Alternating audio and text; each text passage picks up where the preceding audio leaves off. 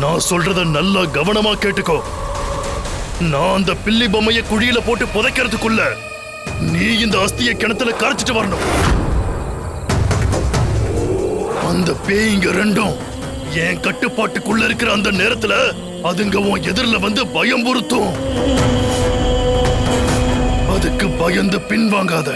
முன்னங்கால் எடுத்து வச்சு கிணத்தை நோக்கி போய்கிட்டே இரு.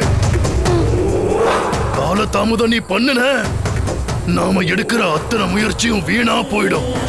அது மட்டும் இல்ல நீலாம்பரி, அதுங்க உன்னை காவு வாங்கிடும். இன்னும் சொல்ல போனா அதுங்க உன்னை பயம்புறுத்தும். அதுக்கு நீ பயப்படக்கூடாது. கண்ணீர் சிந்தி ஓனு கதறி அழும்.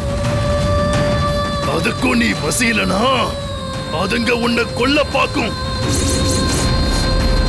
இது எல்லாமே மந்திரத்தை சொல்லி பில்லி பொம்மைய குழிக்குள்ள போடுறதுக்குள்ள நீ அஸ்திய தண்ணியில கரைக்கிற வரைக்கும் தான்.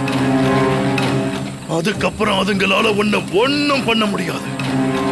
அஸ்திய கரைக்க நீ தாமதம் பண்ணுன, செஞ்ச பூஜெல்லாம் வீணா போய் எந்த ஜென்மத்திலையும் அதுங்களை அழிக்க முடியாமலே போயிடும்.